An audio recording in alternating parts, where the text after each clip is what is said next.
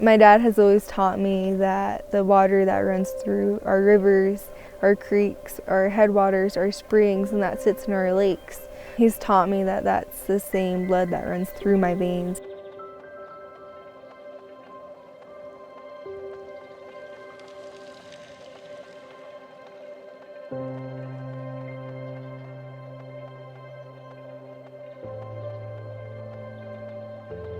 I believe that a healthy river means a healthy community. And I think when they lost that, that's when alcohol became a part of the picture. It's when drug addiction became a part of the picture. It's when sexual assault became a part of the picture. It's when domestic violence became a part of that picture. And with that, like knowing today, like everything my past generations have gone through, is I carry that with me every single day. I carry their sadness, but I also carry their strength.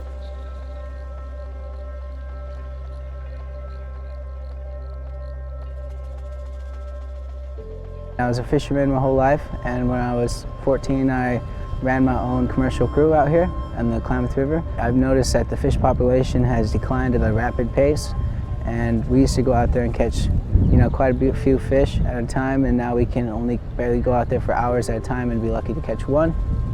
So I thought it was a time to actually put down my boat and start fighting for the river.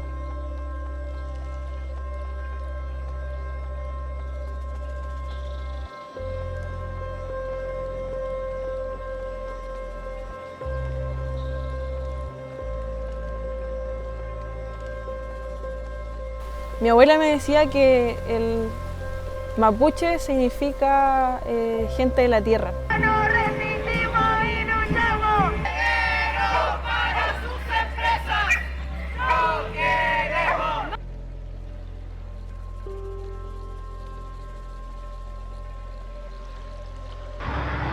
Me llamo Fernanda Castro Burrán, soy de Alto Biobío, de la comunidad pehuenche de Cayaqui.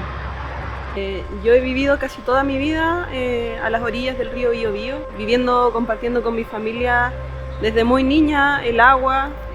Para nosotros como pueblo indígena el río es sagrado, es parte de nuestra vida, y desde la infancia fuimos testigos de cómo fue afectado el río por la construcción de la central hidroeléctrica Pangue desde los años 90 en adelante, y luego también con la central hidroeléctrica Ralco.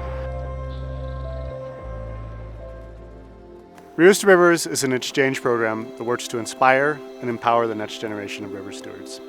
We bring together youth from underserved river-based communities that have been or could be impacted by the construction of dams.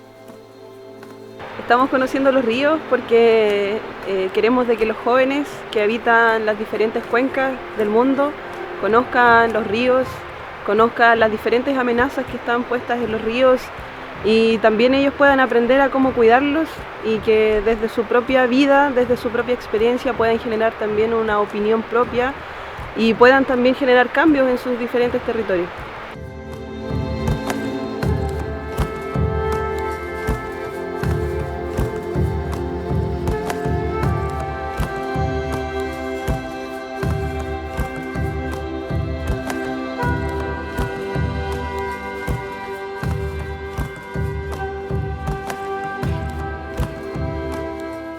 When I met these kids, it was so amazing because they're leaders. All these kids are leaders. And when you sit down with them and you have these translated conversations, I'm excited to hear what the translator's saying, because you can see the emotion in their face and how much they care about it. It makes me happy to know that everything that our grandmothers and grandfathers have fought for, and everything that we have fought for in this lifetime, will be passed down to a generation that we can trust. And it makes me happy to see that on a global scale. It's inspiring to see these kids want to know and be willing to leave their home for 3 weeks and go to a place they've never been, a completely different part of the world, just to educate themselves about what could happen if they don't fight for their rights. It's almost like being able to go back in time and protect our river again. Because if we protect the river in Chile, we're protecting people of this earth. And if we're protecting people of this earth, we're doing our job. Before this, I thought that when the dams were gonna go down, that our entire ecosystem was just gonna go back to normal. And I've never had someone tell me that's just not possible, that it's never gonna be how it was. I really hope that the Chileans know that everyone's rooting for them and their river. Walk Lisi, Gawasasas Beckley Gauchus, Patisip Gau, Deniter, Pakisip Gau, Bobby Wilson, Nua Wichkani, Choi Mwatakni. Hi everyone, my name is Aisha Gray with Wilson. My parents are Denita Herrera and Bobby Wilson, and I come from the tribes of the Klamath and the Modoc people, and I live in Chiloquin, Oregon, and I currently attend Chiloquin High School. I live at the headwaters of the Klamath River, and I've never went past the headwaters. I've just always stayed in the homelands of my people. And so to see how similar and how different cultures are from down the river in the mouth of the Klamath and then from Chile was just amazing. And I just wanted to thank Laurel and Weston and everyone involved. Thank you. I'm looking forward to going to Chile. I think that's going to be crazy and like a once-in-a-lifetime opportunity for me. And I can't wait to go and then come home and tell my nieces and nephews and everyone about it, because no one in my family has done anything like this. And like at my mom's and dad's age, they would have never thought of going outside of their house past 9 p.m. And so I'm traveling to a whole nother country. And so I'm stoked, and my family's nervous for me. My mom is really proud of me. I think she's really shocked at first. She told me go ahead and apply because she thought I wouldn't get in because of my age. And so then like the next thing she knew, like when she got home, I was like gone and going down the Klamath River. And so now I'm going to Chile, and so that's even more shocking to her, I think. And it's not just shocking, but she's proud of me.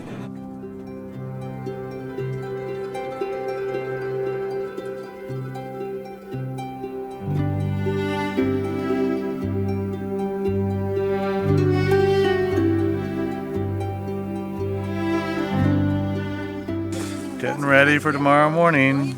¿Qué es la hora? Aquí. It's las 11:30, 11:30 at night, and getting the whole setup ready so we can put on early in the morning and have a good day tomorrow.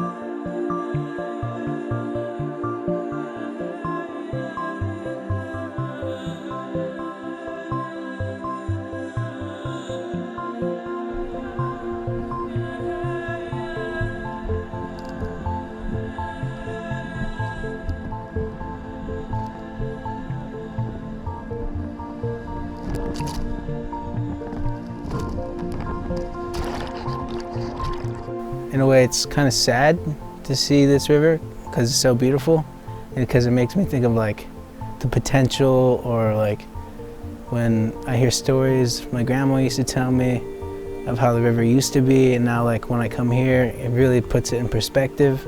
when I go home makes me want to be more involved. Educate the younger generation too, because they don't know the difference of a clean, healthy river and a river that's sick, and that's what we're at back home.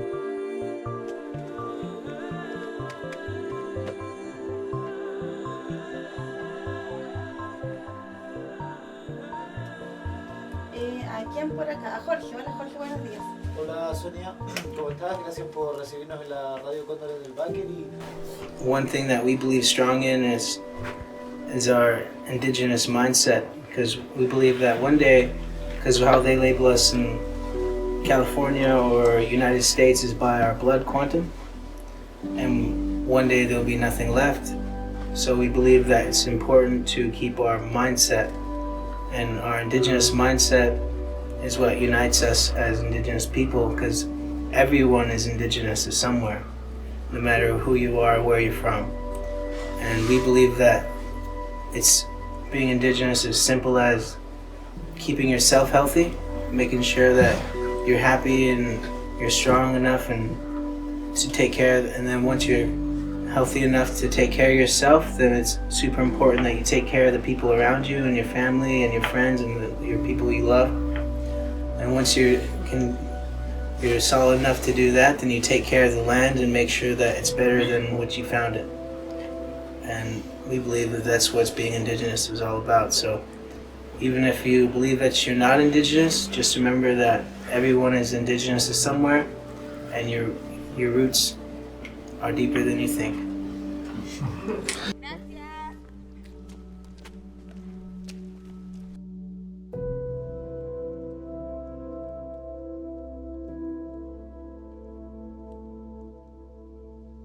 It was crazy how similar it was for like the BOBO and the Klamath, and to know that they're fighting what we fought. Why would they still want to put dams on these rivers when they see us like fighting to take them out? And to see those kids fighting to stop it, it was just amazing. And it was just awesome to learn what a river was like pre-dams.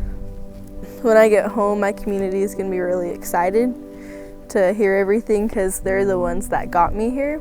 I don't think I would have been able to get here without them.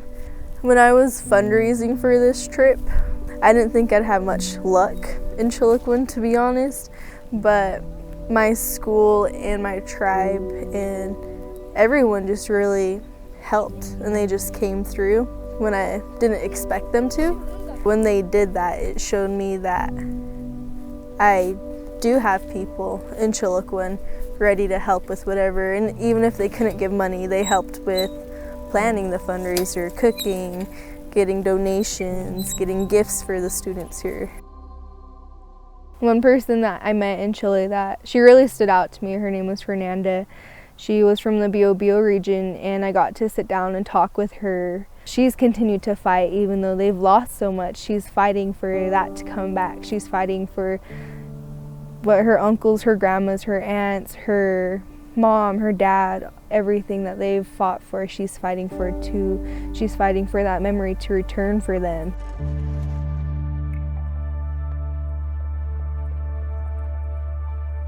People are popping up all over the world and fighting and caring for each other in a way that we've never seen in this generation.